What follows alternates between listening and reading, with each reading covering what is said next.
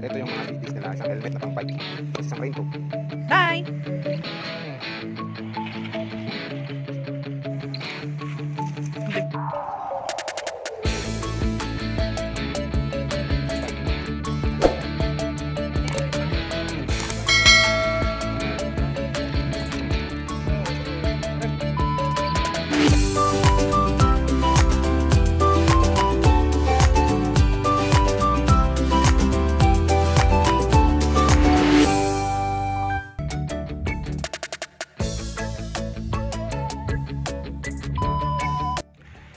Samahan nyo ako ngayon guys. Kukunin natin yung e-bike na binili namin sa NWOW.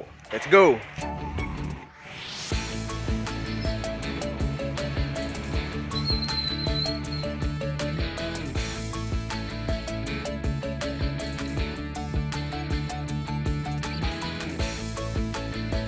Ito yung unit na napili namin guys, ang ERVS2. Ang battery niya is 42 volts and 32 ampere, and mile range niya, yung kaya niyang takbuhin is 70 to 80 km pag full charge. Tapos yung speed niya is 32, yung pinakamabilis. And then yung installment niya, scheme ay ito, pa-screenshot na lang. And then yung pinaka load weight niya is 250 kilograms. Then ito yung difference ng mga tatlong ERVS. And kung sakaling interested kayo, ito yung mga branches nila.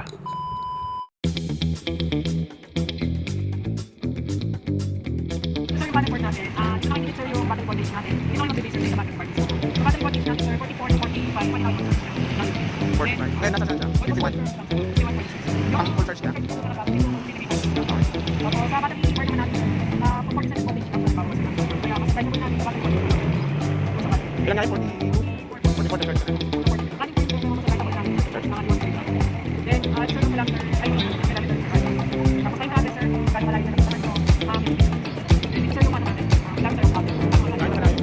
Ito dito, nag-i-reset tayo. Ano pa rin?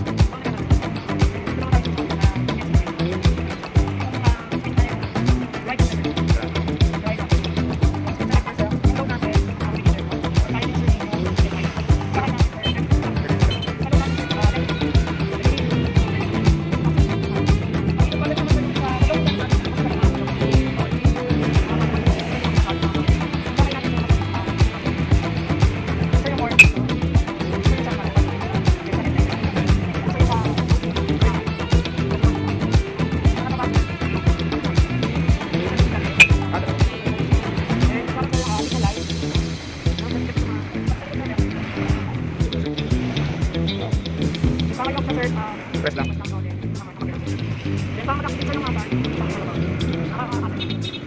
Paano ulit yung hazard?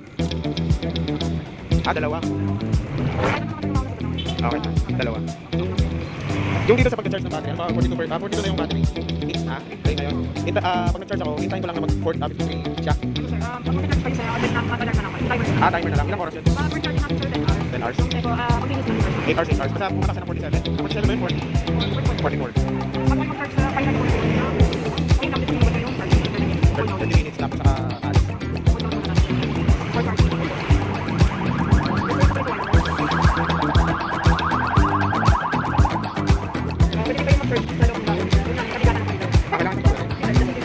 Okay.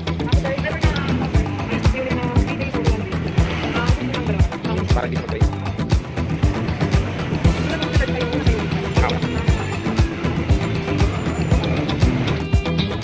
So 20 mo yun.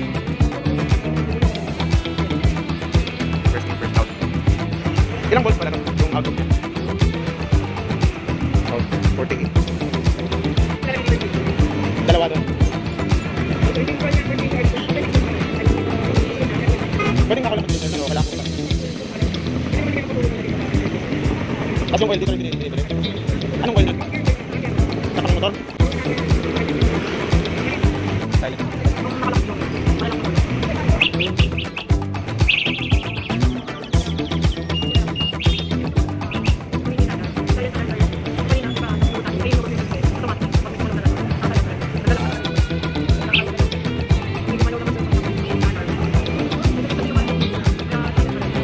Ano Ano yung size ng gulungan nito?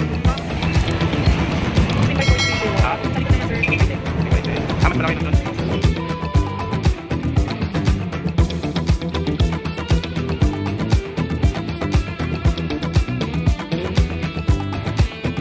So guys, mamamala yung ano natin ito, pauwi. Sana makarating tayo. Let's go! So bakit NWOW ERVS2 ang kinuha namin? Ito yung mga dahilan. Una, nag-research kami online at nakita namin na ang NWOW, konti lang yung mga issues niya. So may mga nabasa kami doon na 5 years na nilang ginagamit yung unit na NWOW and wala pa silang nakikitang mga malalaking issue. And bakit ERVS2 ang napili namin?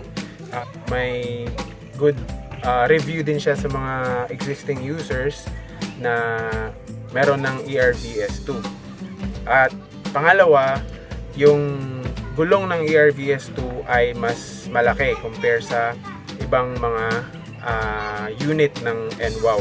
Meron din itong parang cover from rain.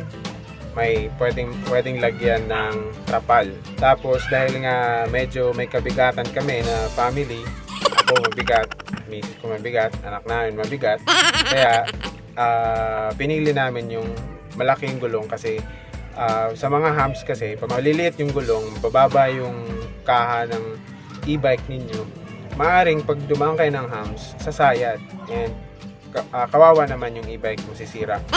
At higit sa lahat, bakit NWOW yung napili namin? Kasi may malapit na service center dito sa amin. And yun yung i-recommend namin sa inyo na ganun din yung gagawin ninyo. Kasi e-bike, tumatagal lang ito ng 2 years, 3 years. And for sure, meron na tayong mararamdaman ng mga problema dito or issues dito. Minor issues or major issues.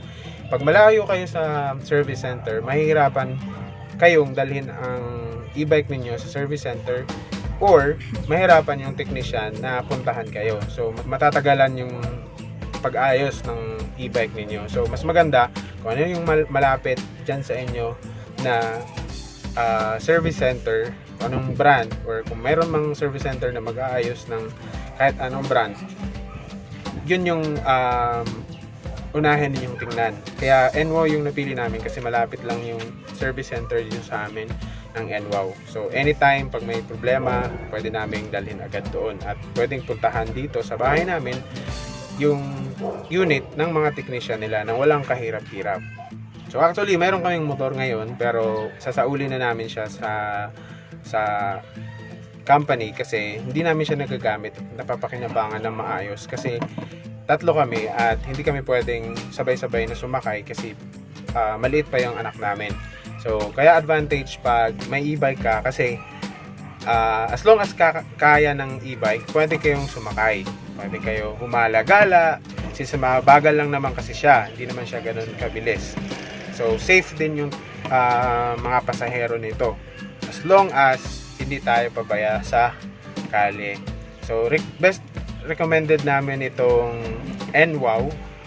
Check nyo yung FB page nila and chat nyo sila para ma-assist kayo kung ano yung unit na maganda para sa inyo. So family friendly siya and eco-friendly rin since na nagmamahal na ngayon ang gas natin. So malaking tipid pag mayroon kang e-bike. Sa lifespan naman ng battery, huwag kayong mag-alala kasi once na pumunta kayo at may nakausap na kayong mga professional sa mga company, i-advise naman kayo kung paano alagaan yung battery ninyo. Tapos ito guys, nag-order kami ng child car seat sa Shopee para at least naman safe ang aming anak pag sumakay. At least hindi siya kung sakali tutumba or mabangga, hindi siya titilapon. So madali lang siyang ikabit guys. Lalagyan mo lang ng strap yung sa likod. Yan. So kinakabit ko dyan yung strap sa likod. Easy lang naman siyang ikabit. Tapos para na rin siyang car seat talaga. Hindi lang siya ganun kakapal kasi mura lang naman siya, 100 plus lang siya sa Shopee. So effective siya kasi hindi na nakakagalaw yung aking anak pag sumasakay siya. Unlike pag walang ganito kasi panay ikot, minsan tumatayo. So, delikado din yun pag tumatakbo yung e-bike kahit mabagal, pero pag nahulog kasi, delikado din. So, protection na to para hindi mahulog ang bata na nakasakay sa e-bike ninyo. So yun guys, abangan nyo sa next vlog natin kung tatagal yung ating e-bike sa ating mga kamay. Huwag nyo pong kalimutan na mag-subscribe at i-click yung notification bell ng ating channel para ma-notify kayo pag may bago tayong mga uploads regarding anything under the sun. Bye-bye!